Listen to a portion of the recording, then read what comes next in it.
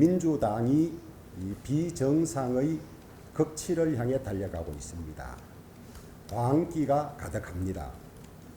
법 앞의 평등은 공화국과 왕정을 가르는 분수령입니다. 법 앞의 평등은 문명국가와 야만국가를 가르는 강입니다. 지금 민주당은 조희대 대법원장을 질식시키려고 또 조희대 대법원장을 쫓아내려고 모든 수단을 다 동원하고 있습니다.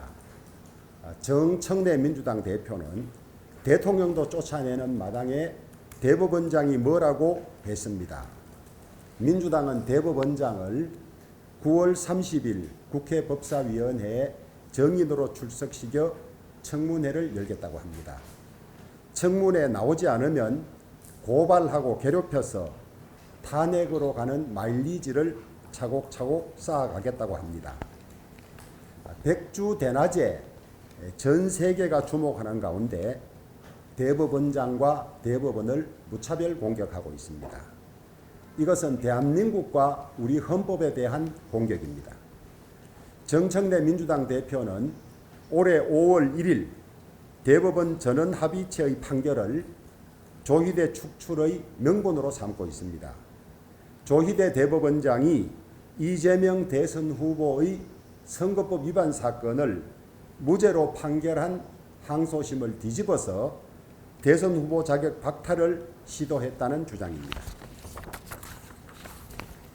대법원 전원합의체에 참여한 대법관 가운데 2명만이 반대 의견이었습니다. 유죄 취지 파기 한송은 대법원의 사실상 전원 일치된 판결과 같습니다. 대법원은 피고인 이재명에 대한 지연된 사법 정의를 신속하게 진행했을 뿐입니다. 민주당은 한 번도 대법원 전원 합의체 소집에 이의를 제기한 적이 없었습니다. 왜 빨리 판결하느냐고 시비를 건 일이 없습니다. 항소심 무죄 판결이 뒤집어졌다고 조희대의 음모를 뒤늦게 들고 나왔습니다. 피고인 이재명의 재판을 무려 2년 2개월이나 끌었던 1심 재판부, 터무니없는 이유로 무죄 판결을 내린 서울고등법원, 이재권 부장판사, 박주영 판사, 송미경 판사, 이 사람들에 대해서 국정조사를 해야 합니다. 조희대 대법원장에 대한 조리돌림과 협박은 문화대혁명 초기의 난동을 연상시킵니다. 권력을 찬탈하기 위한 모택동과 사인방, 홍위병의 만행과 별반 차이가 없습니다. 백주 대낮에 벌어지고 있는 인민재판입니다.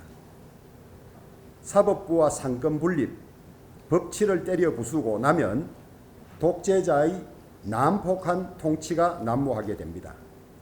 지금 이재명 정권은 그 길을 거침없이 달려가고 있습니다.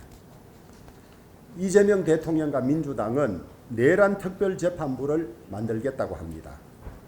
위헌이라는 비판이 일자 서울중앙지법에 내란 전담재판부를 설치하겠다고 한 발 물러났습니다. 이미 벌어진 사건에 대한 재판부를 별도로 설치하고 사법부 외부에서 판사를 지정하는 것은 당연히 위헌입니다. 대통령에 대한 형사소추는 헌법이 제한하고 있습니다. 진행 중인 재판에 헌법상의 불소추 특권이 적용되느냐? 민주당은 억지를 부렸습니다. 제가 만난 법조인, 헌법학자들은 적용되지 않는다는 쪽이 압도적으로 많았습니다. 우리 사법부는 이재명 후보가 대통령에 당선된 후에 그에 대한 사법 절차를 모두 중단시켰습니다. 저는 우리 사법부가 권력 앞에 과도하게 무릎을 꿇은 사례라고 생각합니다. 그런 사법부를 이제 이재명 권력은 깨부수려고까지 하고 있습니다.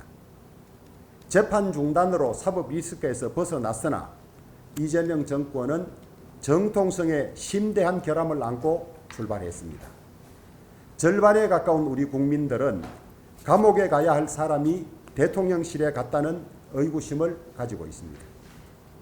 최고 선출 권력인 이재명 대통령이 사법부의 애매한 재판 중단 결정에 숨어서 정치 생명을 구차하게 연명했어야 되겠습니까? 저는 이재명 대통령이 이재명 사건 전담재판부를 설치해서 자신과 관련된 사법 절차를 신속하게 진행할 것을 제안합니다. 본인이 말했듯 우리나라에서 가장 힘이 센 사람을 누가 불리하게 재판하겠습니까? 그런 조건이라면 저는 내란 전담재판부 설치에 동의할 용의가 있습니다. 오늘 시작될 국민의힘 필리버스터가 끝나면 민주당이 얼기설기 만들어온 정부조직 개편안이 본회의를 통과할 것입니다. 이제 검찰과 검찰총장은 역사 속으로 사라집니다. 검찰의 기소 독점, 검찰 권력의 비대화가 초래한 부작용이 적지 않았습니다. 수술이 불가피했습니다. 그런데 이재명 대통령과 민주당은 검찰의 수사권을 박탈한 후 공소청과 수사청을 어떻게 만들고 운영할지 법안도 마련하지 않은 채 검찰을 때려 부수고 있습니다. 2,300여 명의 검사와 11,000명이 넘는 검찰 수사 인력을 어떻게 할지 아무런 설명과 준비도 없습니다. 바늘 허리에 실을 묶어 바느질을 하겠다고 합니다. 다나카 수상을 록히드 뇌물수뢰 사건으로 구속한 동경지검 특수부의 모토가 그 악을 잠들지 못하게 하라였습니다.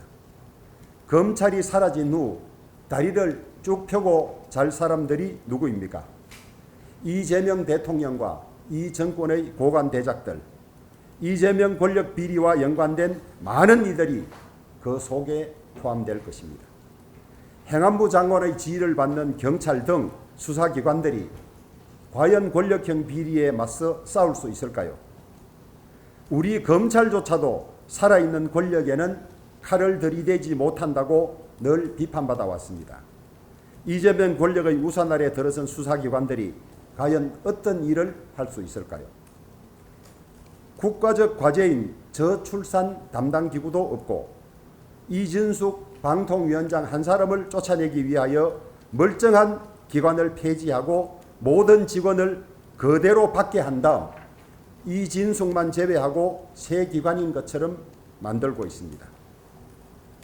법안이 접수된 지 10여일 만에 공청회 한 번 없고 무려 628건의 법률 개정에 조문 확인 대조조차 없습니다. 더구나 특별사법경찰관의 지휘 문제, 민상법상 공익의 대변자인 검사 역할 등에 대해서 아무런 언급도 없고 검토도 없습니다. 이재명 대통령은 건진법사를 수사한 검찰이 한국은행 관봉권의 띠지를 증거로 보관하지 않았다고 상설특검 등 방안을 검토하라고 지시했습니다.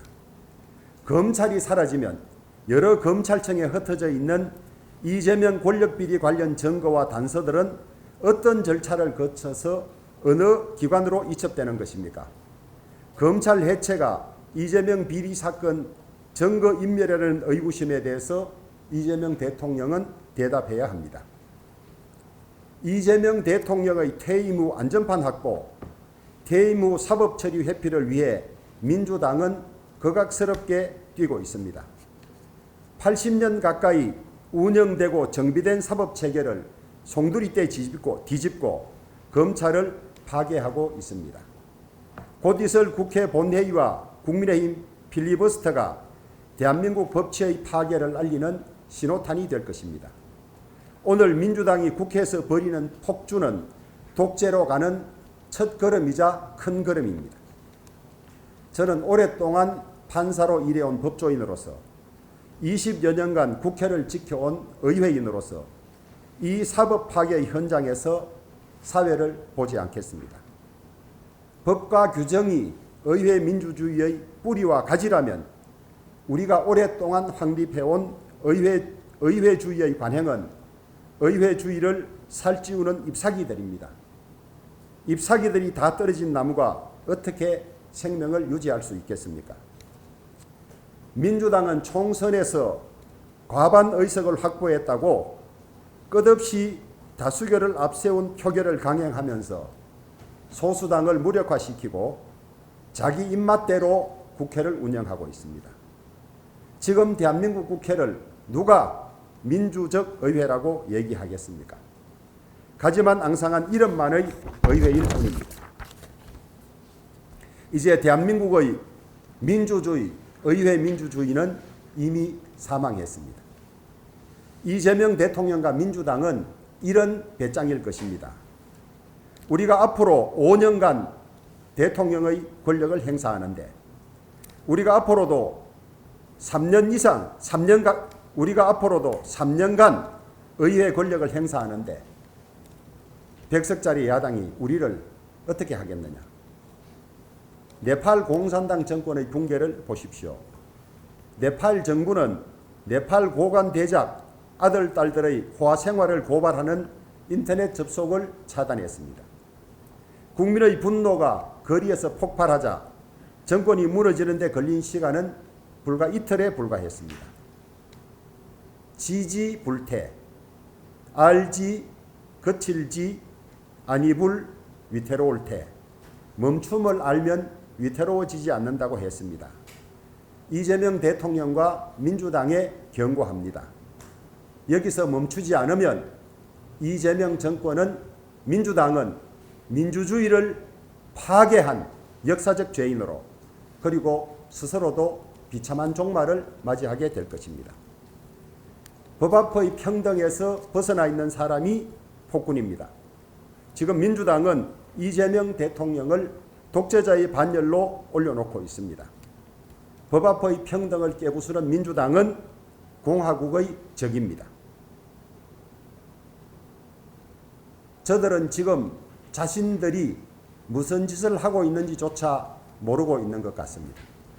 저는 국민과 함께 사법부 파괴, 헌법 파괴에 맞서서 과감히 싸우겠습니다.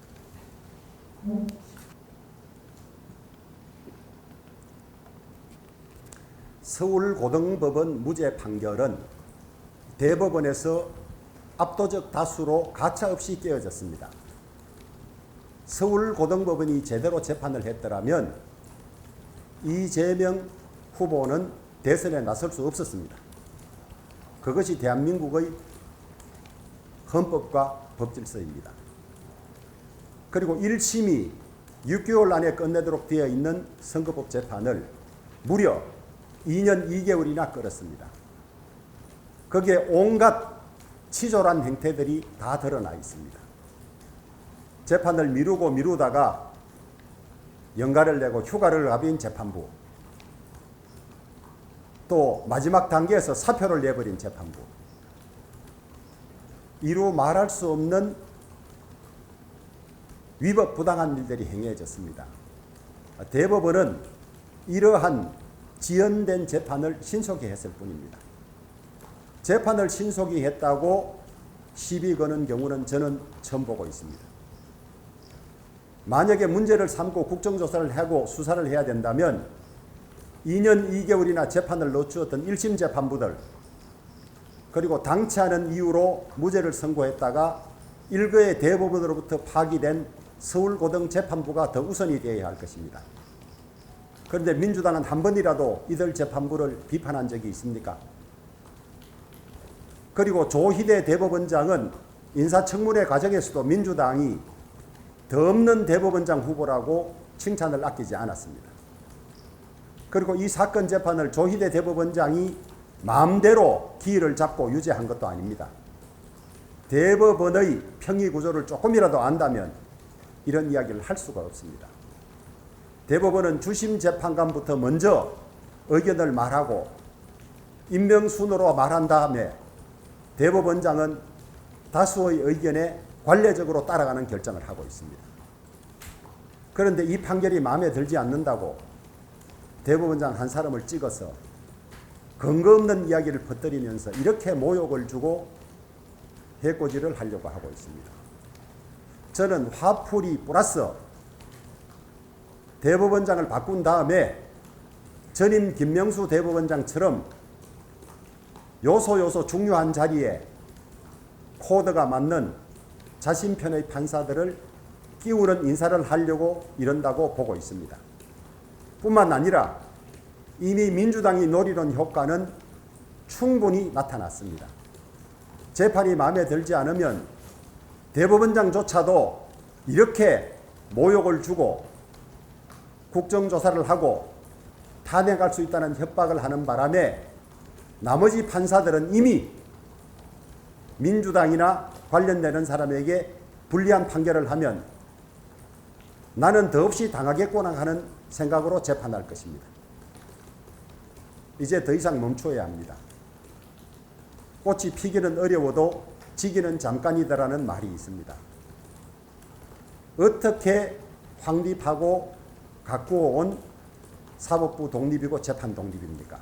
무너지고 나면 다시 복원하는데 엄청난 시간이 걸리고 그것은 대한민국 파괴, 상권분립 파괴, 사법부 독립의 파괴로 우리 국가의 엄청난 희생과 비용을 강요할 것입니다. 저는 민주당의 법조인 출신 의원들의 양심에 호소합니다. 제발 목소리를 내십시오. 침묵은 동조와 마찬가지이고 세월이 지나면 역사는 이 문제를 둘러싼 여러분들의 태도를 엄정하게 기록하고 평가할 것입니다. 어제 민주당의 정청래 대표가 김명수 대법원장 시절에 국민의힘이 출근 저지까지 하면서 사퇴를 주장했는데 어떻게 사법부 독립 침해냐고 발언을 했습니다. 몰라도 한참 모르는 내용입니다. 김명수 대법원장은 우리 당이 백서를 내었다시피 백서가 이렇게 두껍습니다. 사법부의 독립을 훼손하고 재판의 중립을 해치는 이런 일들을 엄청나게 많이 했습니다. 제목만 봐도 저 사람들이 저렇게 탄핵하려고 하는데 어떻게 사표를 받느냐. 사표도 거부한 채 거짓말까지 한 것이 들통났고 선거 재판, 선거 소송을 엄청나게 지연시켰고 코드 인사로 사법부를 장악한 다음에 코드에 맞는 판사들은 관례를 어기고 4년씩 그 자리에서 재판하게 하는 이런 짓을 저질렀습니다. 인사청문회는 위정의 대잔치였고 사법행정상의 오류는 이루 말할 것이 없습니다. 여러분, 사법행정수장으로서의 대법원장은 얼마든지 비판이 가능합니다. 재판장으로서의 대법원장은 현격한 절차 위반이 없으면 존중해 주는 것이 당연합니다. 조희대 대법원장은 법률 위반이 없습니다. 법틀 안에서 신속한 재판을 했을 뿐입니다. 전원합의체 기일이 잡히자 항소심 무죄가 그대로 유지될 것이라고 민주당이 좋아하지 않았습니까? 그리고 헌법은 국민들에게 신속한 재판을 받을 권리를 부여하고 있고 사법기관은 이에 응해서 신속하게 재판할 의무가 있습니다. 국민들에게 대통령 당선 이후에 유죄 판결이 되면 대통령직을 상실하게 하는데 빨리 결론을 내야 하지 않습니까? 이것을 이렇게 광란의 칼춤으로 한다는 것 자체가 광기를 향해 치닫고 있는 것이라고 생각합니다.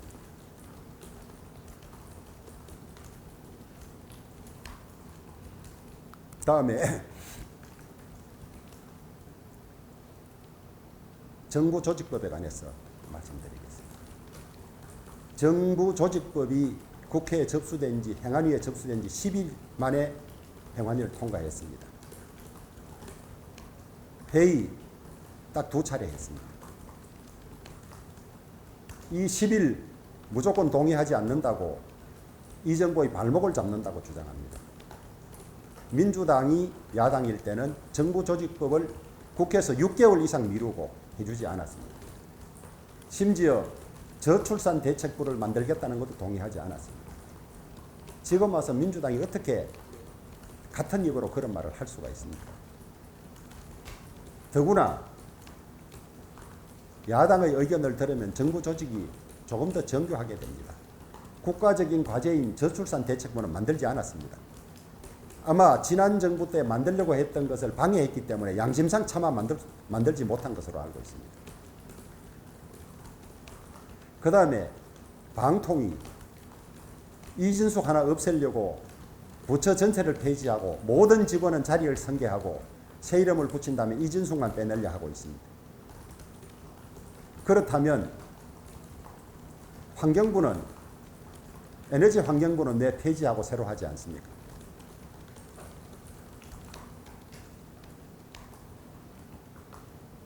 너무 속이 보이는 이런 짓들을 하고 있습니다.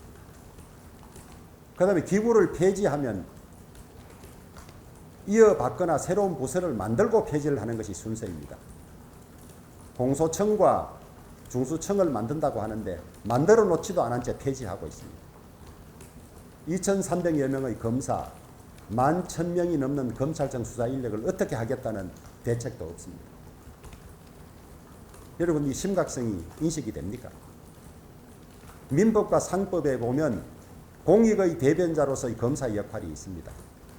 이 역할을 어떻게 하겠다는지 언급조차 없습니다. 검찰의 수사지휘권을 모두 없애겠다고 하면서 특별사법경찰관의 수사지휘권은 그대로 두고 있습니다. 이런 조항이 있는지 아마 모르고 있는 것 같습니다.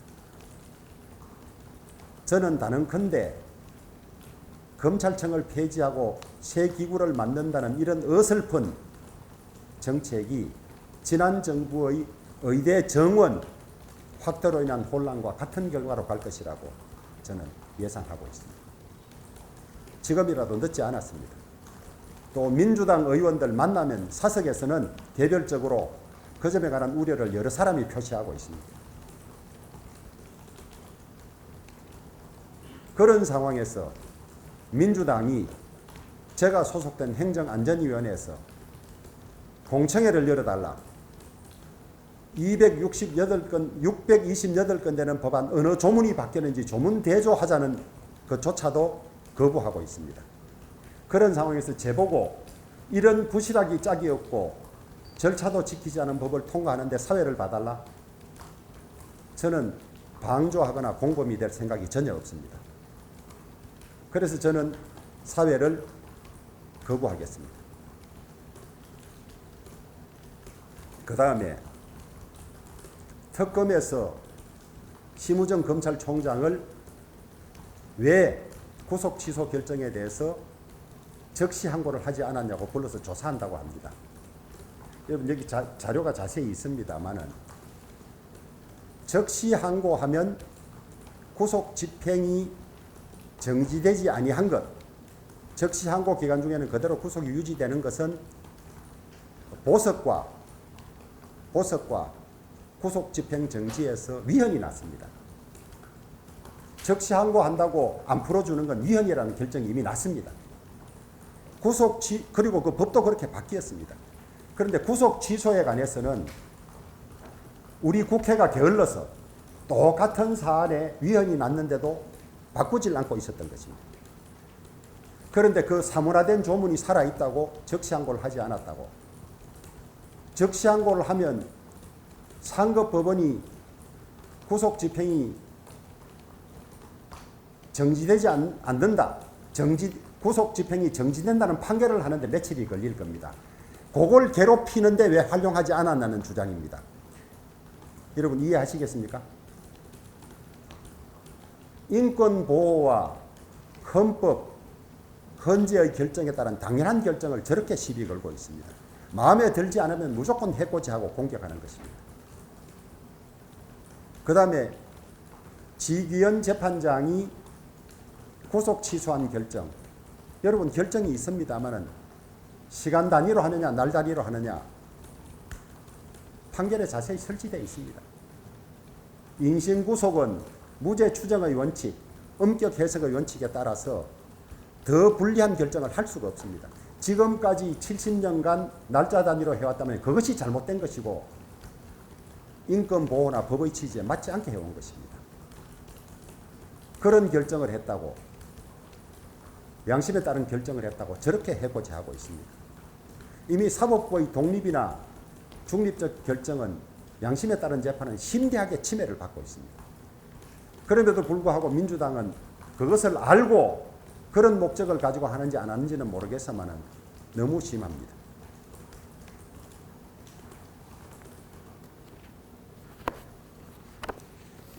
여러분, 남의 일이라고 내가 무관심한 듯이 있다 보니 그 일이 나에게 닥치더라는 일이 있습니다. 이제 우리나라는 사법부만 장악되면 모든 정의는 무너집니다. 내 편은 무죄, 상대편은 유죄.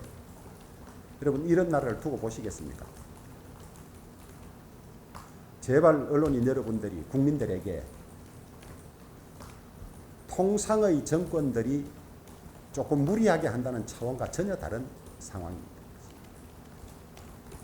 중국의 공안제도, 그 다음에 차베스의 베네수엘라, 다들 독재 국가들이 재판기관, 수사기관을 무력화함으로써 다 시작이 됐습니다.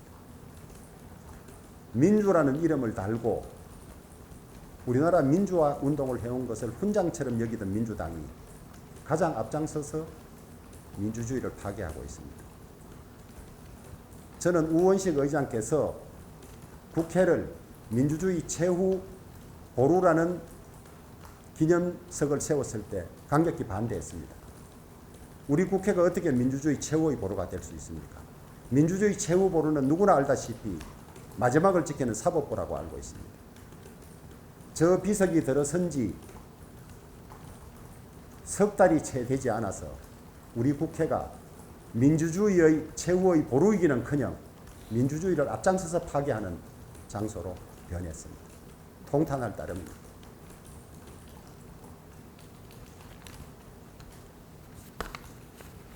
이제 제 말씀은 마치겠습니다. 질문이 있으면 질문해 주십시오. 말씀 중에 아까 이재명 사건 전담 재판부를 설치한다면 내란 전담 재판부를 받을 용의가 있다. 난 개인적으로 그래요. 이 당의 입장과는 좀. 예. 아니 복잡하고 여러 사건들 모아서 하자는 거 아닙니까? 그 취지는 저는 이렇게 읽고 있습니다. 빨리 재판해서 유죄해달라는 거예요. 왜냐하면 우리 법상 1심 재판은 6개월 안에 끝나지 않으면 구속기간 만료로 나와야 하지 않습니까? 그것을 막겠다는 의도로 보여요. 그러니까 재판 빨리 하라고 계속 독촉하는 거 아닙니까? 얽히스기 재판에서 유죄하면 항소심 가서 구속이 그대로 유지되거든요. 그런 거를 구체적으로 간섭하고 끌어가는 거죠.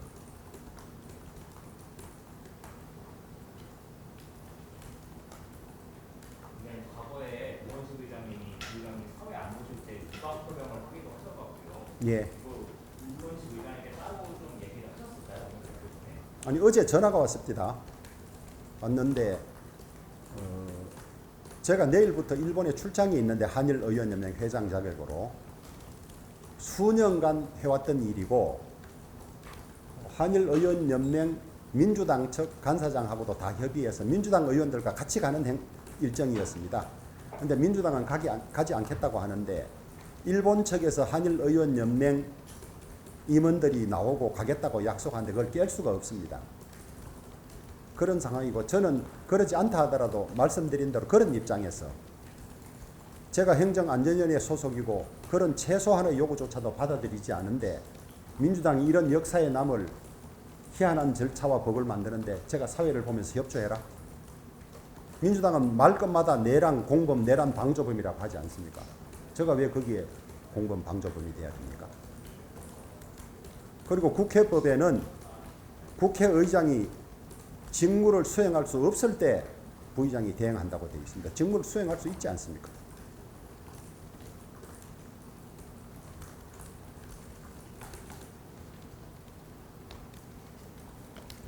그런데 목소리만 높으면 부정의가 정의가 되고 정의가 백주에 이렇게 공격당하는 일이 너무 한심합니다.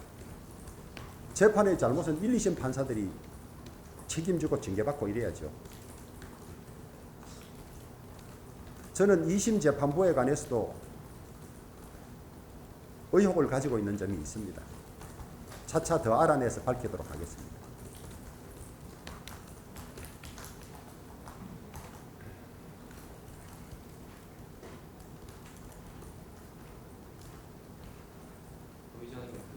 기자회견을 잘 예, 오늘 이렇게 치겠다고 하셨던 결정적인 이 사태들의 심각성이 너무 크고 또 저와 직접 관련되어 있는 일들이고, 저는 법원에 15년간 근무했던 판사 출신이고 행정안전위원회 소속이고 그 다음에 필리버스터 사유와 관련 있는 사람입니다. 이 관련 있는 중요한 세 가지 안건에 관해서 묻거나 확인하는 전화가 많이 오길래 한자리에서 설명드리는 것이 좋겠다 싶어서 이렇게 자리를 마련했습니다. 그 다음에 세종포럼이라고 다른 나라 10개 정도 나라인가요? 대법원장들이 와서 회의를 하고 있었지 않습니까? 그런 마당의 대법원장을 공격하고 있고, 내년에는 세계 대법원장 회의가 우리나라에서 열리게 되어 있습니다. 국제적으로 아마 크게 문제될 가능성이 있다고 봅니다. 이렇게 대법원장을 부당하게 공격하는 것이. 제가 무슨 민주당이 근거 없는 의혹을 제기하고 의혹 제기한 사람조차 청문회에 불러내지 않고 하는 이런 일까지 세세하게 언급하지는 않겠습니다.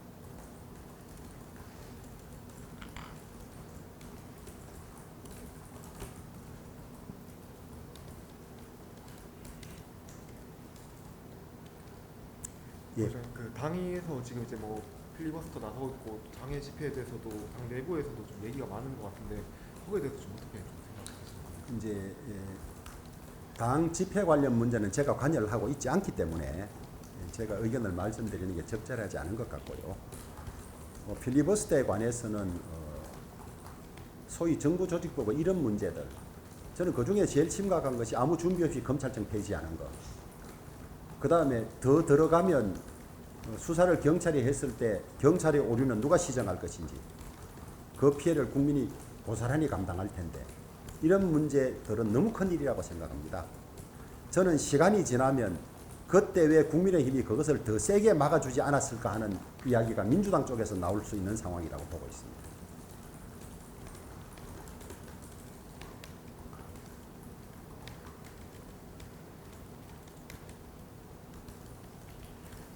부의장님께서는 지금 국민의힘 출신이시고 개원할 때도 국민의힘 의원으로서는 홀로 이제 한복도 입고 협치를 나름 하려고 노력을 많이 하신 것 같다는 생각이 들었어요. 이번에 뭐 정부조직법을 이렇게 통과시키려고 하는 이런 모습들을 보면서 소수 야당의 국회 부의장으로서는 좀 어떤 노력을 기울여셨는지. 저는 여러 차례 민주당의 관계되는 분들을 만날 기회가 있으면 이것은 아니다, 무리하지 마라, 이런 이야기를 늘 했고, 아까 말씀드렸다시피 그중에 저와 생각을 같이 한다는 분들도 제가 그분들이 곤란할 수 있기 때문에 이름은 밝히지 않겠습니다.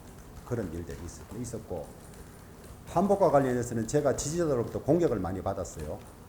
우리 당이 한복을 입지 않은데 당신 혼자 왜 한복을 입어서 그렇게 하느냐. 제가 일일이 설명은 하지 않았습니다. 개원식 때 한복을 입자는 제안에 제가 동의했습니다. 왜냐하면 한류가 많이 뻗어가고 있고 외국인들이 한복에 대해서 관심이 많고, 특히 고궁들에 가보면 외국인들이 한복을 얼마나 즐겨 찾고 있습니까? 더구나 경상북도가 한복진흥원을 가지고 있고 한복산업진흥을 위해 노력하고 있습니다. 그래서 우리의 자랑스러운 한복을 입고 알릴 기회를 갖자. 그래서 동의하고 원하는 분이 있으면 하자고 제안을 했었는데, 이런저런 사정으로 우리 당이 반대했습니다. 제가 제안자로서 비겁하게 한복을 전혀 안 입을 수도 없고, 그렇다고 우리 당이 입지 않은 결정을 했는데 제 혼자 본회의장에 입고 들어갈 수는 없고, 그래서 저는 외부 기빈 의장단 접견 때만 입고 들어가는 걸로 제 스스로 그렇게 했습니다. 그래서 제가 처음 제안했던 사람으로서 최소한의 약속은 지키고, 그 다음에 당인으로서 우리 당이 결정한 건 본회의장에서 따르고 그랬습니다만은, 그것을 화면에서 본 분들이 제가 처음부터 끝까지 한복을 입은 줄 알고 배신자라고 문자를 많이 받았습니다.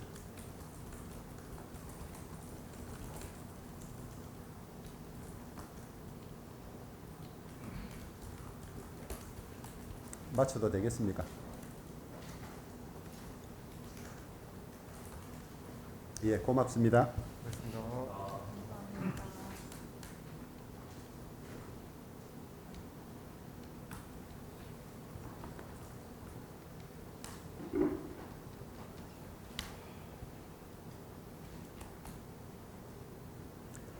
민주당이 그렇게 비판하는 군사 정권 시절 권위주의 시절에도 대법원장을 이런 식으로 해코지 한 건 없었어요.